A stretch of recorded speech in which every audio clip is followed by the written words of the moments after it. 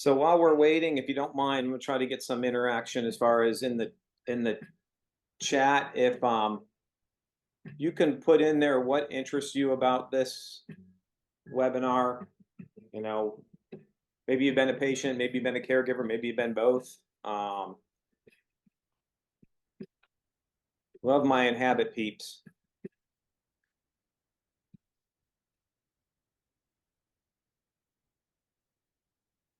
Because this is pretty much going to be interactive, especially since I know everybody. This is going to be a nice forum for us to get into things.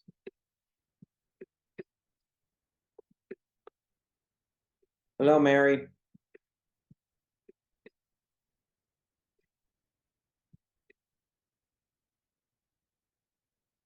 We'll probably wait for another maybe 5 minutes,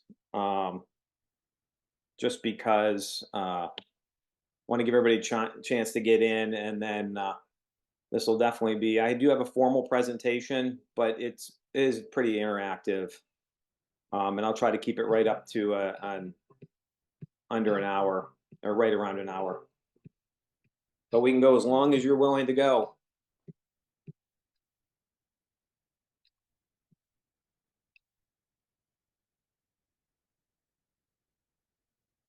So Holly, I want to introduce you to pretty much everybody else on here, our Inhabit Home Health folks that I work with.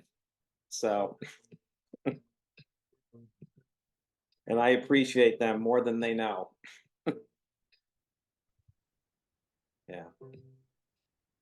Finding a way to assist and support patients and caregivers. Yeah. As we sit in the front line, definitely a struggle.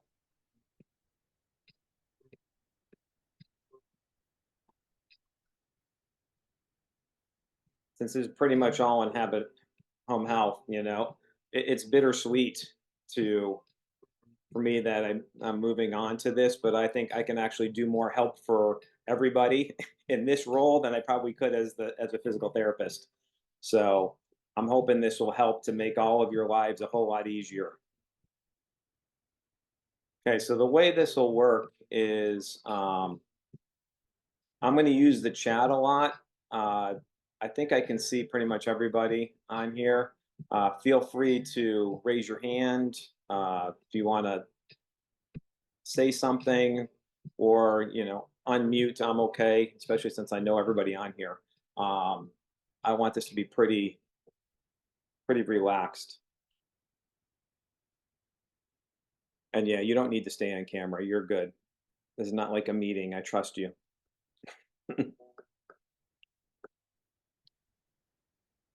Okay, so if everybody's good, we'll just go ahead and get started. Well, what I can do is I'll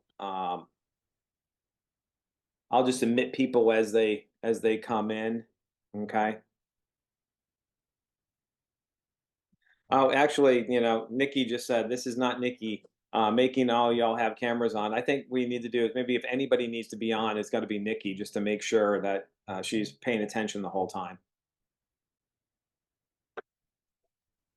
I'm going to turn mine on for a second because I am going to be driving in the mountains, and I just laughed to myself because I've been wanting. I said I'm going to hop on here and say all that, but yeah, y'all are going to get me. But this is after hours, right?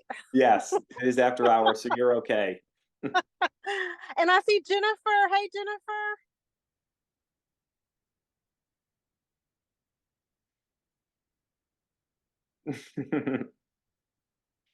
Okay. Okay, I was muted.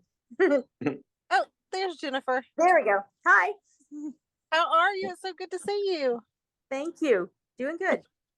Well, okay, I'm going to mute myself and let you have this meeting, Pete. Okay. Okay. Well, thank you everybody for coming tonight. I really appreciate you coming to this, and also since I know every one of you, it makes it even easier because that way we can have a conversation. Even though you know me, I'm going to give you a little bit of history. Obviously, you know who I am. I'm Pete Barusik. I've been a physical therapist for 30 years, if you didn't know. I've probably been in home health for over 20 of those. And so, as a home health physical therapist, as you all know, as a therapist, we're in the house. We are on the front line. We see the good, we see the bad. So over the years, this has been something that I thought about. And then over the past year and a half, I ended up taking family leave twice, as most of you know. And then I was to help my parents and kind of thrust into that a little bit. And then last year, as you also know, helping my mother in law when they lost their house in Florida. She had her best friend of 70 years that was living with her. So we brought them back to North Carolina and helped take care of Leona and then help her get to the point where she went on the hospice. And then we were there with her as she kind of finished her finish line of life. So that was another thing kind of being put into that unexpectedly. So it was interesting because we didn't really know her well. So this is as we get down going through everything today, I think that plays a factor, especially when you don't know someone's history and then you care for them. And then obviously, as you know, with Marissa, with her journey with breast cancer, and then me being on the front line of that. So some objectives. So I want to look at health and wellness, and we'll define that in a second. And then I want to redefine terms. Uh, I don't like patient. I don't like caregiver. I've never liked those names, and we'll talk about why and then how I think we can redefine them. We're going to talk about some communication strategies and then talk about self care and then resources. So, the biggest thing this is a caregiver support webinar, but it really is for anybody. So, as we're talking about caregivers, let's process one's own thoughts and feelings regarding health, wellness, and aging. So, if you think about it, you've gone through a health issue. I want to figure out, how do you feel when that happens to you? What are those thoughts? What are those emotions that you go through? And then we're going to talk about how you form those. And then also, okay, how do we process one's own thoughts and feelings regarding a loved one's illness?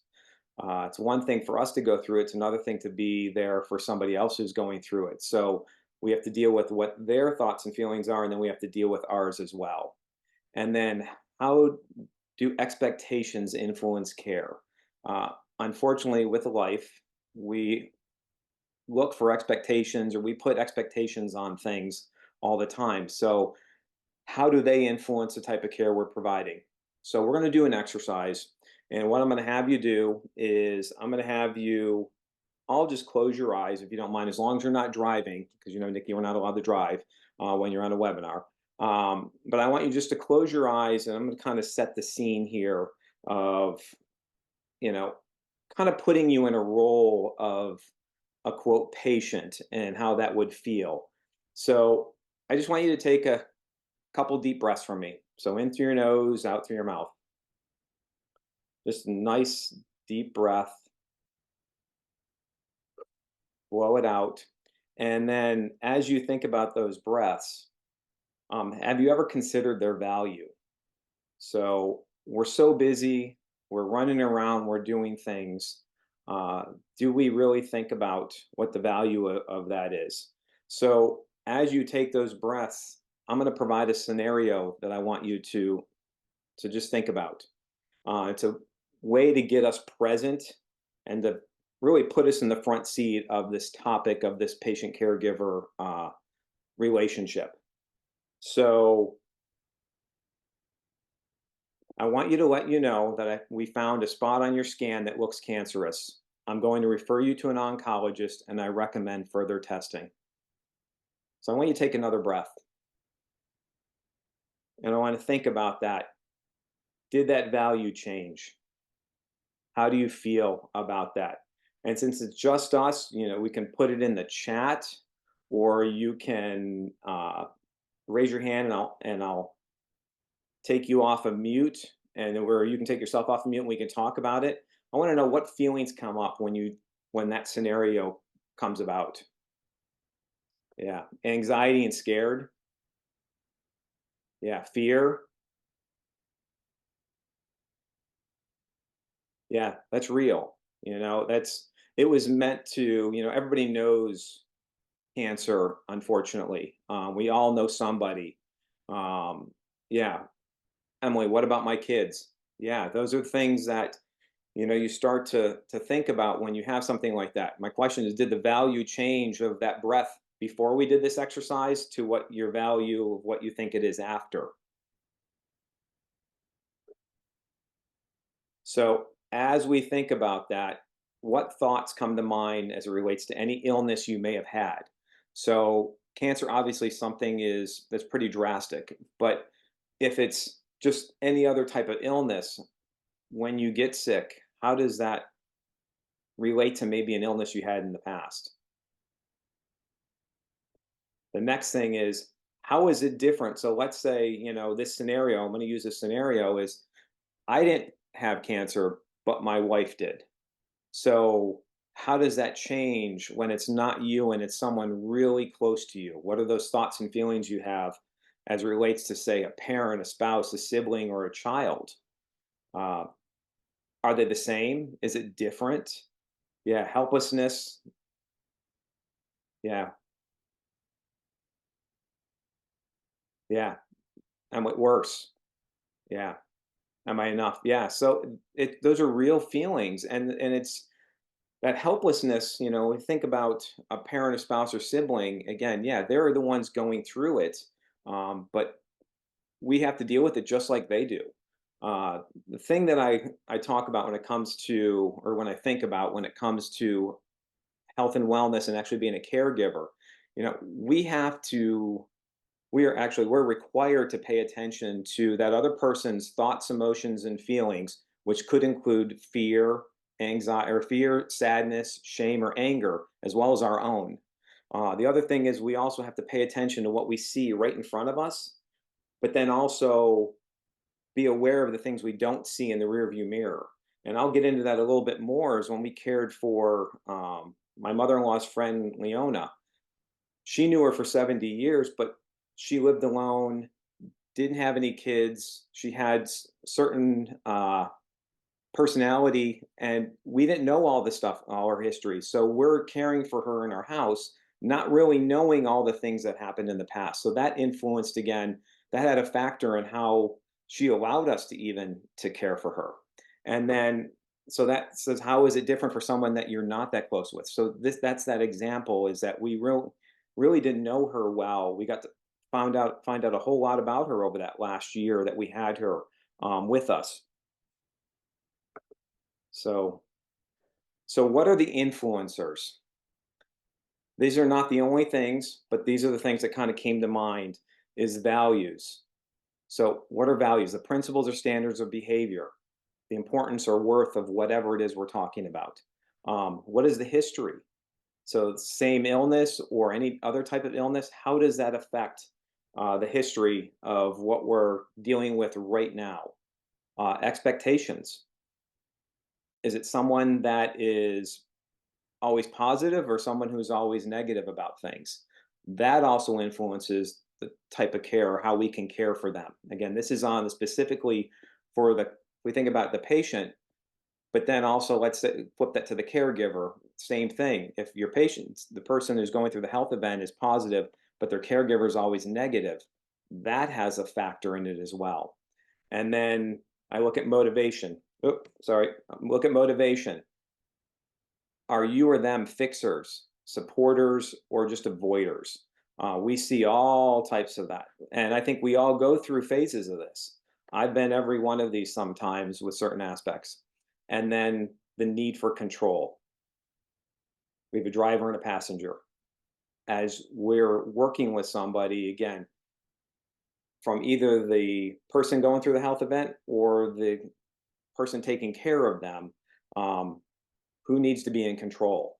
We've seen, I'm sure we could probably spend hours with all of you that have been on the front lines out seeing people of what it means to those who want to be a driver or passenger who needs to be in control. So what do you need? So I want you to think about this, and I'm open for you to put it in the chat. So let's start with the patient side. If you're going through a health event, what is it that you need?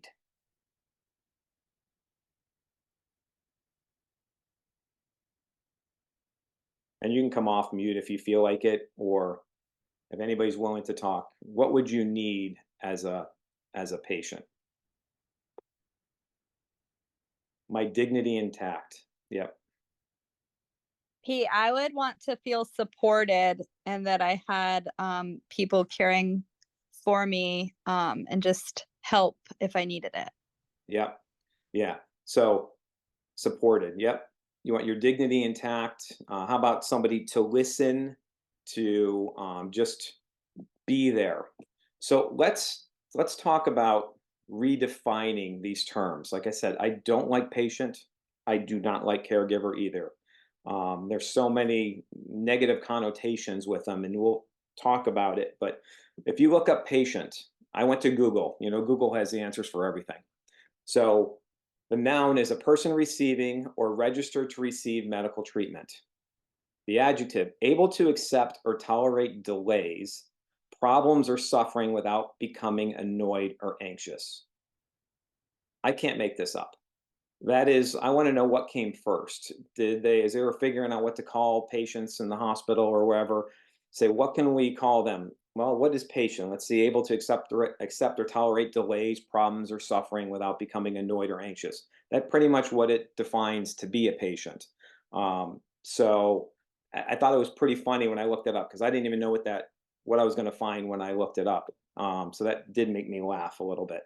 And then caregiver, a family member or paid helper who regularly looks after a child or sick or elderly or disabled person. As you think of those two things, what resonates with you? What is that feeling you get over just those two words? If anybody's willing to jump in.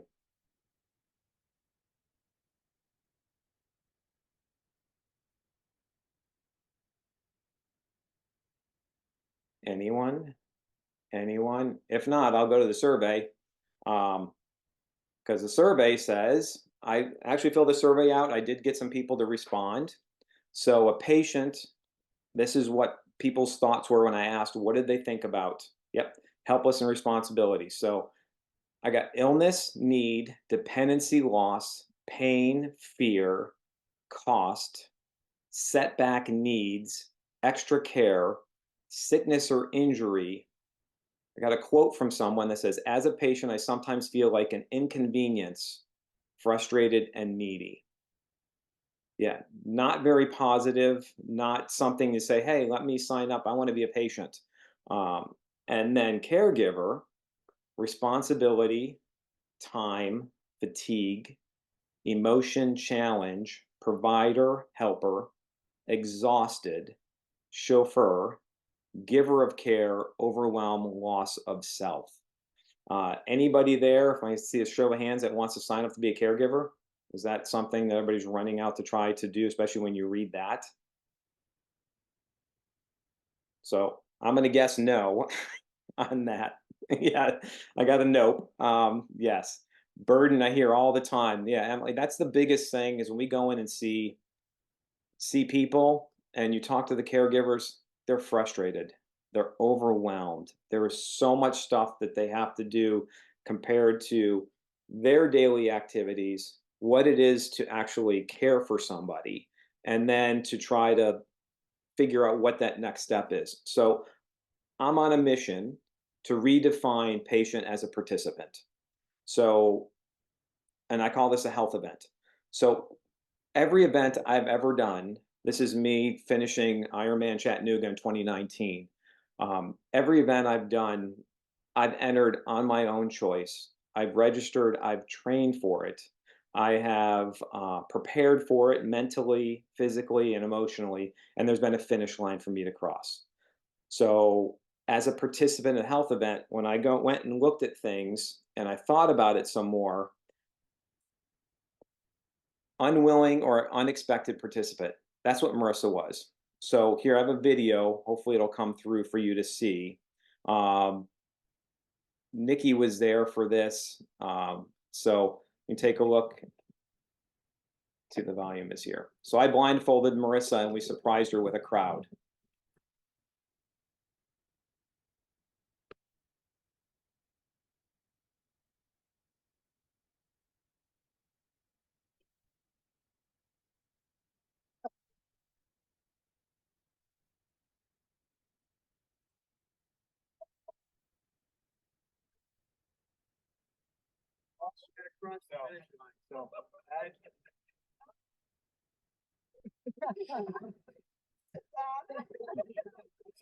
So as you know, Marissa is an unwilling participant in breast cancer. She didn't choose to enter that race. She didn't register for it. She didn't want it. So.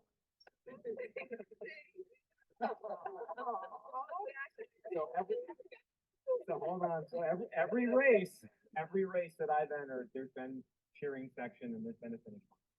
Marissa deserves the same. You acknowledge that. So thank you all for showing up. So don't look behind. You've gone that far. We're done with that. We're done with breast cancer. So you got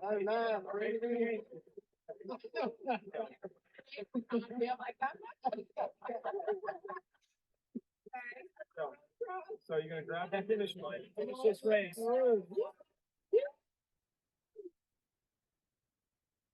So how would it feel if we were able to do that for anybody who's going through something? You know, Marissa's on here. I may have her, if she's willing, to let us know what her thoughts were, as far as just knowing that there was finality to that and some finish line. So Marissa, you willing to, in the chat, or just to hop on, what your thoughts were as far as crossing that finish line? Yeah, it was great. It was just a great surprise having everybody there support. And I don't know, I just never thought of anything like that you came up with crossing the finish line. And it was like a neat ending to what I went through, you know, and going to radiation every day, and it's over and I'm finally done and I don't have to look back at it anymore and just keep moving forward. And just having like all your friends there applaud and holding the signs, it was like, wow, it was just really amazing. I can't tell you how joyful you felt inside. Yeah, I appreciate that. Thanks for letting us know, Marissa. Yeah, it was something, you know, again, there is no, we don't know what the future is going to hold. You know, I think we go through life, we have small little races, you know.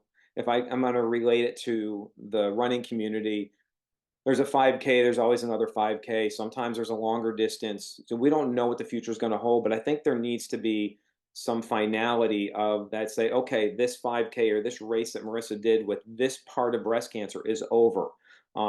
We were able to give her medals. I had people make homemade medals and give them to her, which we still have, which I think is pretty neat. That way you can look back, and then whatever happens in the future, okay, we moved on from here. We'll figure out what that next step is.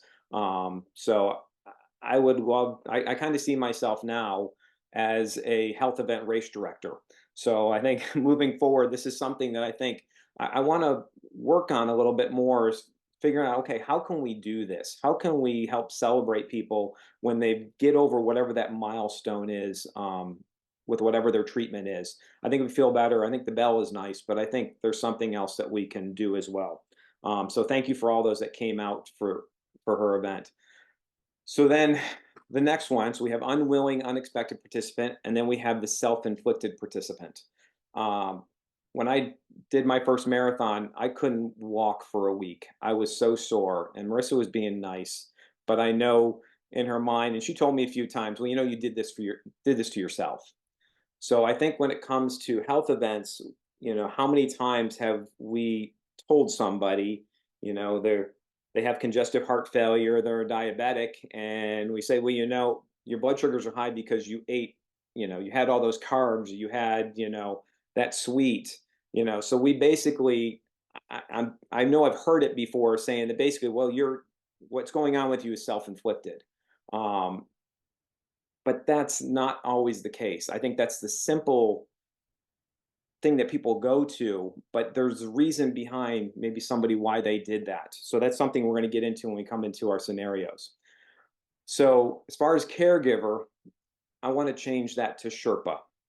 If anybody knows what a Sherpa is, it is a member of the Himalayan people living on the borders of Nepal and Tibet, renowned for their skills in mountaineering.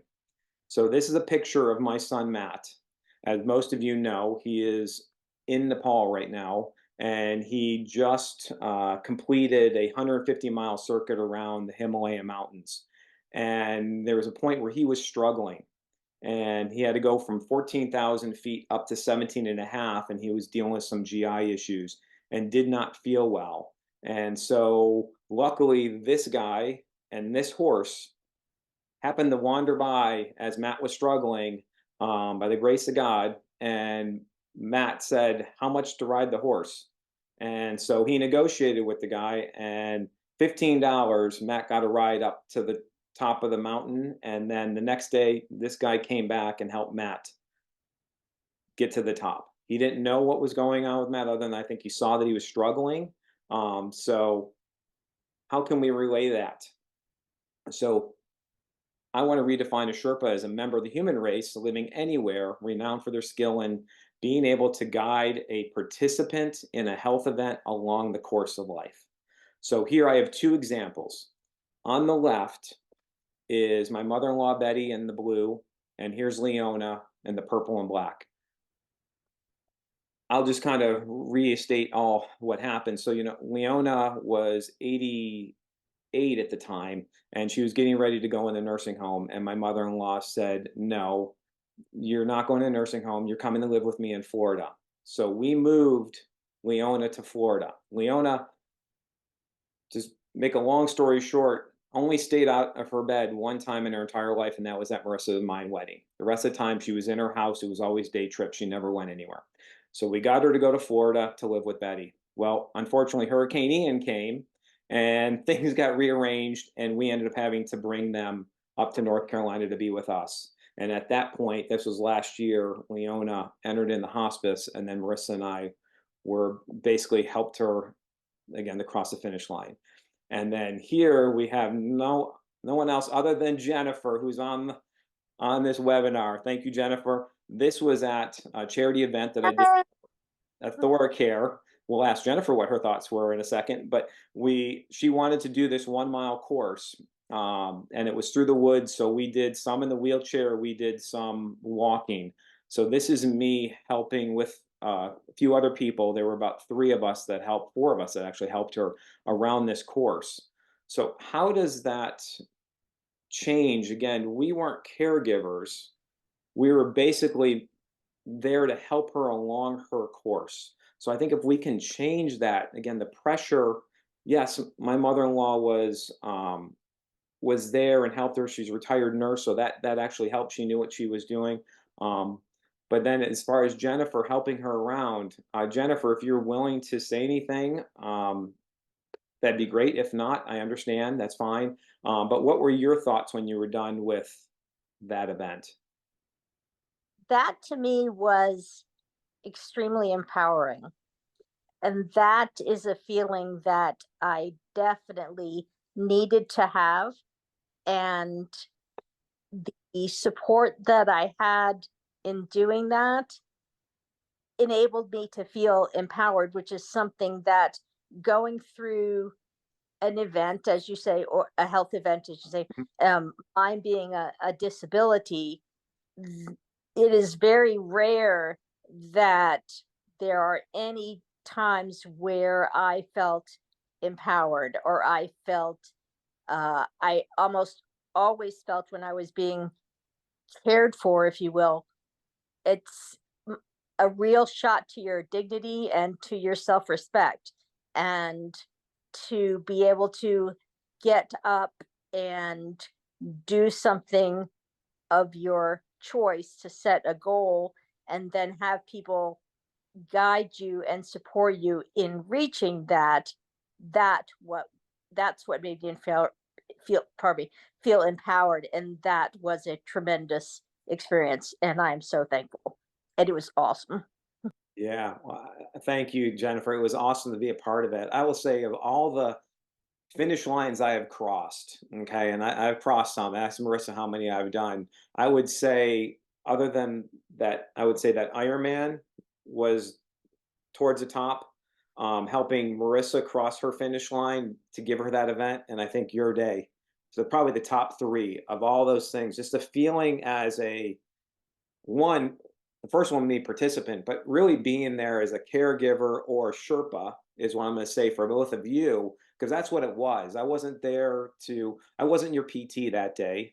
I was as a friend there trying to get you across the finish line. So that definitely was an awesome day. So thank you, and I'm glad you're on this. I think that helps having that perspective too. Thank So you. as we think about it, so now I'm going to ask again, what do you need? So we're going to have an example. We're going to have a little case study here. So since most of you are healthcare here, and I think most of people know what these diagnoses are. We have an 82-year-old male with a diagnosis of diabetes, congestive heart failure, high blood pressure. His daughter continues to find that he does not take his blood sugars, discovers that a neighbor brings him food high in salt content and sweet tea. So I want you just to think about that for a second, this scenario. For all of you that go out and see people, is this normal, would you say? Is this something maybe you've seen before, or am I making something up here? See it all the time. So let's go back to that slide we had before. What are the influencers? Okay. So I don't know if you all know who Paul Harvey is. He's the guy from, I think, from NPR, the rest of the story. So as we think about this scenario, I'm going to give you the rest of the story, and then I want you to see how's that fit in with the values, the history, the expectations, some motivation and control. So this 82-year-old was a former, drawing a blank now, he was in the military, former SEAL, basically had 2 tours of duty. He was a small business owner that oversaw at least 20 people, lived with his wife. They were married. He was married to his wife for 60 years. She just recently died of a stroke, or died of a heart attack, but he was taking care of her when she had a stroke. So think about that scenario now. How does that influence what we're seeing here? And what we're going to do is we're going to go in and actually talk about, as we get into the next step, which is going to be communication. How does all of this stuff factor into what's going on? So again, we have someone who doesn't take his blood sugars. We have someone who has a neighbor bringing him food that he probably shouldn't be eating. And then we have the daughter who I'm guessing is pretty upset about that. So why did he do that? Is no one else bringing him food? Are there other things? So we're going to talk about that as we kind of get through the next scenarios. So communication strategies. How many of you will know what I'm talking about here? Why are you talking? So how many times is a conversation a tug of war? Has anybody felt that before, where you're getting in a conversation, or maybe we're in a house with somewhere and they're just going back and forth of fighting for control for the mic? They both want the mic. So I broke it down into, well, what are some things? So who wants to be heard? So, that person that basically every conversation you have with them, they're like that, get that basketball, and they're just dribbling around and they never give you the ball back. So they're dribbling. Once you give it to them, you're not getting it back. And if you get it back, it comes back to them. They just want it right back. So they want to validate their own feelings. So it's all about them. Everything gets turned back to them. They have the ball. So how many times have we seen that? Or maybe there's times that we kind of fall into that pattern as well. And then we have, as we go down to where maybe being a little more present, we're actively listening to acknowledge the other person or validate someone else's feelings as we're having a conversation. The problem is it's not always balanced. Sometimes we can be overly acknowledging somebody or validating them, and we basically get it back to where they are taking that ball back. So they give it to you and you don't want to hold on to it. So we give it back to them and then complain that they don't ever give it back. But so part of this is to think about our communication of how we're talking to people and why we're talking to them. And are we truly being present, or are we thinking about what that next word that we want to say? They say something, we're already thinking about, okay, this is how I want to respond, instead of just listening. One of the things I will say, and Holly could probably vouch, I'll ask Holly's opinions because she's also a life coach. And until when I went into the program to be a life coach, it opened my eyes to how much I actually was not listening to people. I was talking to respond. Or when I was working with my patients, I was basically looking at, they're telling me something and I'm already thinking about what I want to tell them as far as what they needed to do, instead of actually really listening to them and then actually using some techniques that I've learned of really asking some open-ended questions, really trying to get into things a little bit more. Holly, do you have anything you want to add on this? Well, I mean, you're right. You're 100% right. But also, I think when I started the life coaching program, I thought that my life experiences would hold more merit. And so having that thought that you're going to pull from your own life experiences, I think makes you not the best listener. So it's been almost a relief to know that the program is centered around listening and questions, and not really, I mean, anybody can become a life coach without any life experience, because that's not what it's about. It's not about your experiences, it's about theirs. And so that was my biggest takeaway from the program so far. Yeah, I appreciate that, Holly. Yeah, it opened my eyes, and prepared me for what I went through with Marissa, and really as far as how I worked with my clients as a caregiver or just a Sherpa, whatever it is, just being there present. So let's talk about communication. I don't think any of this is going to be new information for anybody on here, but nonverbal. So if we look at these two pictures, this one I do want a response in the chat or someone who's willing to talk about what thoughts or feelings are evoked by these two pictures right here.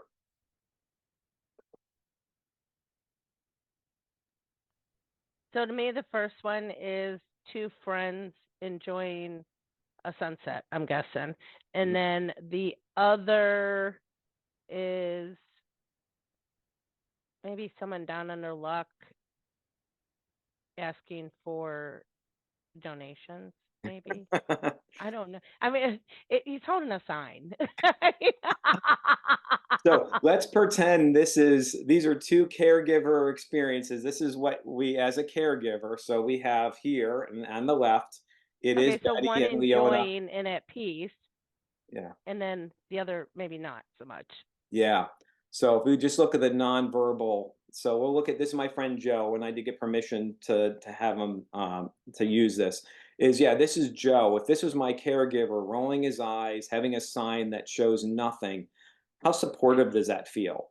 How do you feel if this is the person that's showing up, whether it is a family member or a paid caregiver, where they're coming in, they're looking at their phone, they're rolling their eyes, they're not really saying anything.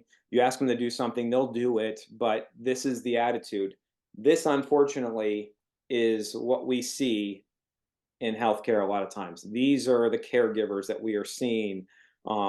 Paycheck, let me get in and out of the door as fast as I can. Not all of them, some are awesome, but we're seeing this sometimes. And then the other one, obviously, yeah, this is Leona and Betty sitting on the beach. This picture actually is Leona's first time at the beach, and obviously seeing a sunset in her 80. She was 88. So, and I could tell you there probably wasn't a whole lot of conversation going on there. There was just two people sitting there. So part of this is how can we just be present and be there for somebody? We don't need to say anything. That just feels warmer than Joe on the right side. So now verbal. Let's talk about verbal. If we break down verbal communication, we have content, obviously. We have tone, inflection, and loudness. So we're going to do an exercise in a minute here, but content, as we go in as caregivers, what are we saying? What are we saying to them? And then sometimes not even a matter of what we're saying, it's how are we saying it? What is the tone we're using? What words are we inflecting or highlighting? What is the loudness of it? So it's such an amazing thing when you think about it. Again, every word we say, how are we saying that? And yeah, I will. Howie said something. I will bring that up in a second. And then interpretation. So this is a big one. Oh, so you may think you're saying things, but the content is good and the tone's good and the inflection's good, but then how is it that it's being perceived? Text and email is probably number one on this list. People can interpret it any way they want to. So as far as the content, I went ahead and I changed Joe's sign here. Joe's still rolling his eyes, but he's got here, touch here for power. So in all cap letters, anybody want to say what you feel if this is the caregiver coming into your house and you're going through something and they're telling you something, touch here for power or whatever it is, think is positive, and then they're rolling their eyes. What is that feeling that you're getting? That when I, as a patient, in the hospital and in my home, a lot of what that felt like to me, I would put you were very specific in tone and inflection. I would put all those together in the person's affect, and it's like maybe this is just because I'm a very intuitive or empathic person, or just really sensitive being in such a vulnerable place, but I could just like feel the animosity and the how they didn't want to be doing what they were doing. And that that was very difficult. When someone would come in and not have that, and their speech was um, more engaging, and that you could feel some sense of connection, not that you're going to like be bonded with them, but there was a feeling of connect there. That makes such a difference. It's so much better. It's hard to explain how much better that feels. Yeah, thank you for sharing that, Jennifer. I think that it's so true. You know, I use the one example that comes to mind with this specifically is I had a client probably at least 6, 7 years ago. It was a long time. It was early on into my home health experience, and this patient was difficult. And when I say difficult, they were about as difficult as can be. They were rude, very condescending, just agitated all the time, and they had a paid caregiver. And this caregiver, I think it was a defense mechanism, would say all the time, well, Jesus loves you, Jesus loves you, and just kept going back and forth, but was rolling her eyes when she said it. So you knew there was not anything. It was almost, I think, more irritating than it was anything else. It wasn't helpful, but I think she was doing it as a defense mechanism to protect herself in that process. And it was bothering me. I think there's a way to, you know, to do that, but I think at the point it just irritated the patient even more. So I think it was difficult to kind of watch that, and that showed me this picture of of Joe. Basically, words don't match the affect, and actually sometimes it's inappropriate.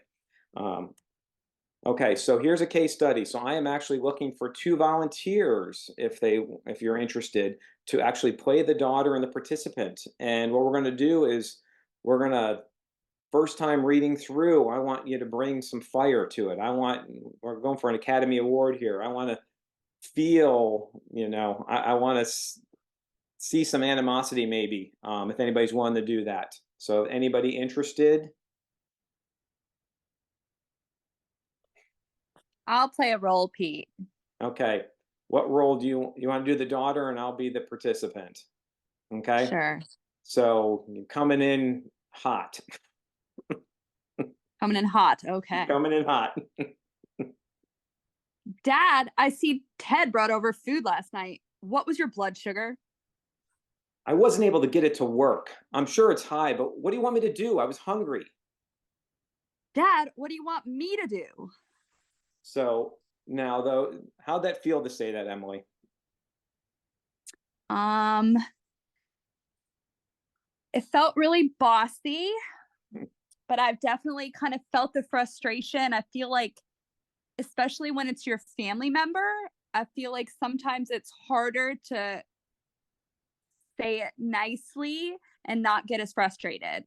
I Yeah. know when I'm with patients, I'm much better at staying calm. Yeah. So what we're going to do is we can't leave it that way. So if you think about it, how could we do it with maybe a little less fire and, as they say in the South, a little more sugar? Mhm. Okay. So go again. Yeah, let's do it again if you're willing. Okay. Dad, I see Ted brought over some food last night. How was your blood sugar? I wasn't able to get it to work. I'm sure it's high, but what do you want me to do? I was hungry. Dad, what do you want me to do? And I would add, like, to help, maybe. Yep, that's why I put the three dots there. Perfect.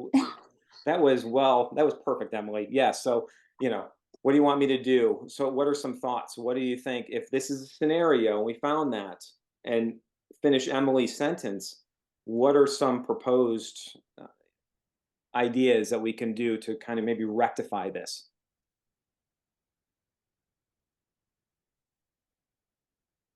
I Maybe would. sit down. I'm sorry. Go ahead.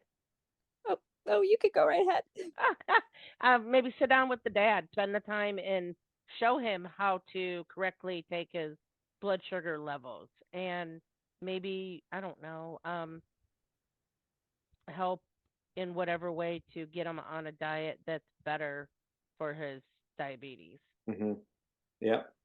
Yeah. Thank you, Emily. Anything you want to add?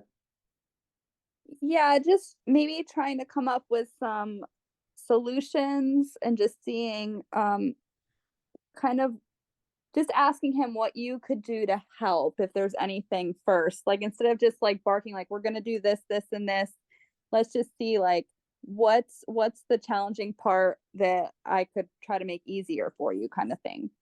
Yeah, thank you, both of you. Thank you very much for that. Yeah, I think the biggest thing is, okay, we've learned in coaching is open-ended question. Well, what didn't work? What problems are you having with that glucometer? Okay, do we need to have the nurse come back out and talk to you?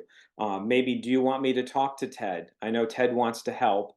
And maybe a little backstory. Maybe yesterday the daughter who always brings over food wasn't able to make it over there yesterday because maybe she had another emergency and he was able to he had to fend for himself.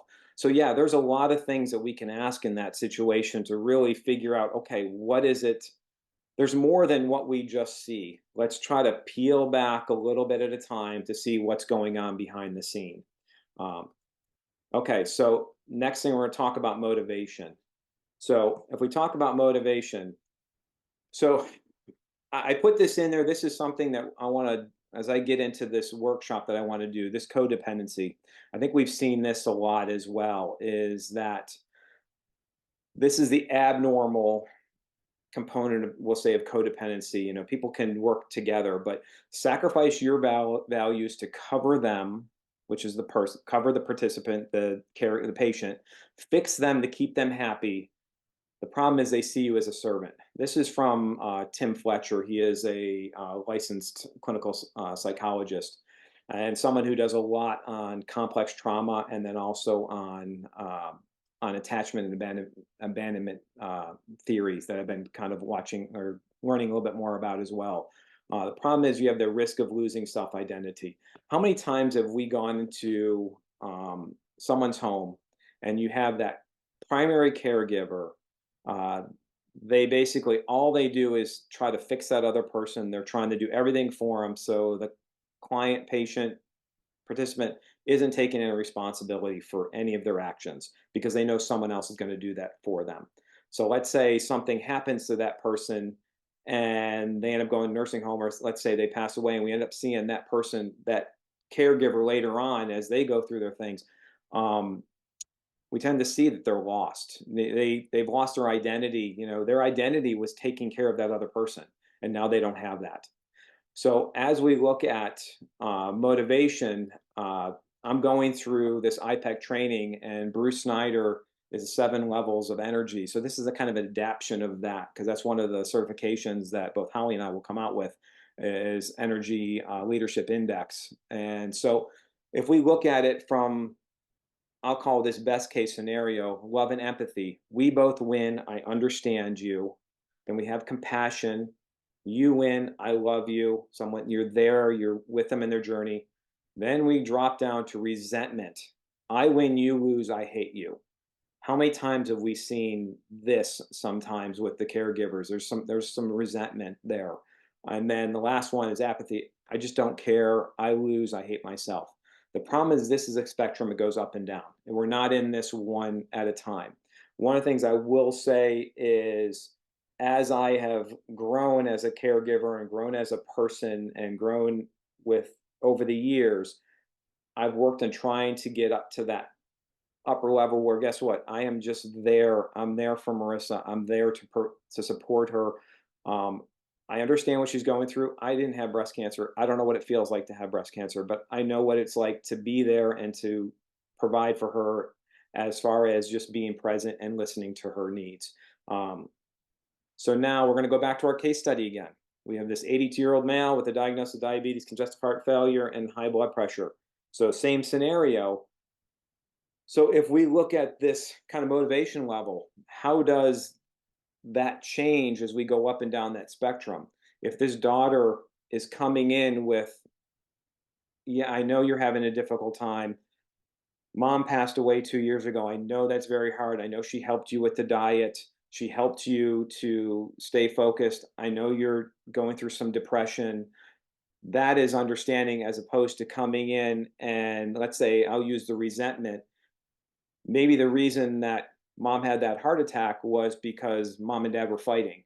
And that has a factor in there, that maybe there's some resentment in there. Maybe there's some resentment that this daughter has to take care of this person now. And it's just a burden at this point. So I think, again, what is the motivation of the person coming as a caregiver? And then also, again, let's look at the motivation of the patient. Are they motivated? What issues are they having? Are they frustrated? Are they just given up at this point? These are factors that we need to take into account as well. So as we're getting ready to kind of wind down towards the end, again, I'll open some at the end for some questions, some resources. So this caregiver support webinar, if you know of anybody, this is the first of hopefully many that I'm going to do. I did record this. I'll take some experts of it. I'm not sure if I'll release the whole thing yet, but I want to be able to do this more often. And then also a relationship workshop intensive. This is really where the vision is that I have, is I want to sit with people that have been on both sides, and I want to hear your stories, and I want you to work with me as far as developing, what can we do? How does, again, that communication piece, that motivation piece, how does history of what you've gone through affected? And then obviously I'm doing a coaching practice. So in between seasons coaching is I want to be able to be present and be able to help you, ask you the right questions. If someone's struggling, you have a patient or a client and they're struggling, the caregivers are, I'd love to be able to work with them as well. So, you can reach out to me. So this caregiver support workshop, one of the things that the vision I have for it right now is working on actively listening for the current state of being. What is going on with that person that you're actually caring for? And then working on teaching people how to acknowledge and validate to determine what each other's needs are, assessing obstacles on both sides, the participant and the Sherpa side. How are those obstacles influencing the current or future states? Learning to provide support mentally or emotionally, and then actually writing a mission statement. and we can get into that more a little bit later, but really writing a mission statement. What are you going to do as a caregiver? So if you're caring for somebody and you're their Sherpa, what are you going to do that is going to improve that situation? So one of the things I want you to do, whether you do it now or whether you do it later, is, and I'll leave this to you depending on time, is to write a goal as it relates to the participant caregiver relationship. So here's an example, is over the next 30 days, I will listen before I speak and work to understand the perspective of the situation from the opposite point of view. How much better would the situation be if we all entered into whatever that experience was with this mindset? Not always easy, especially when you're dealing with a child, maybe with with your son, someone who doesn't clean his room or do something. But again, what if we could look at things and actually try to assess the situation and at least get that perspective from the other person before we jumped on them? So we don't need to do this now, but I would love to hear from you, since I'm on text with every one of you. If you wouldn't mind, I'd love to help keep you accountable. If you're willing to write a caregiver goal, what would it be to one parent or be there for your spouse or your parents, writing the goal of what you will do to make sure that you do a better job. I think if we have that goal, we did the goal section, we did the goal thing the other day about your feeling, about making, we talked about making it functional, tying some emotion to it. What is it going to feel like? And that's the last part. What's it going to feel like if you can actually accomplish that goal every single day, or at least the majority of the time? We're not going to be perfect. So lastly, what do we do? So this gentleman on the left there is my father. And when I was up in Buffalo and on family leave, getting my mother to comply sometimes is a challenge. She'd be willing to admit that. So I went out to our little 5 and dime store we have in town, and I bought myself a sheriff's badge. And I had a award ceremony, and I deputized my dad before I walked out the door. And I said, Mom, I said, Dad is now in charge as far as helping you. You have to take responsibility for yourself, but Dad is here as my deputy to basically help guide you along whatever needs to be done.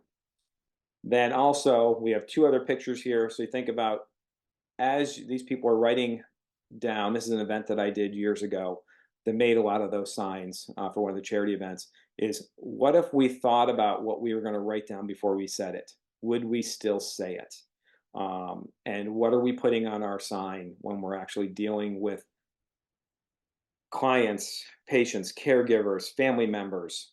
And then lastly, what would it take for us to just sit quietly and be with somebody without having to feel that we, one, need to interject our opinions, our thoughts, or what's going on in our bodies, and just sit and be with them? How much better that would be. So I leave you, before we'll get into some questions, is I want to thank you for joining in on this webinar tonight. I appreciate it. I hope that it provided some insight, and I'm going to open the floor up for anybody who wants to make any comments. So I appreciate it.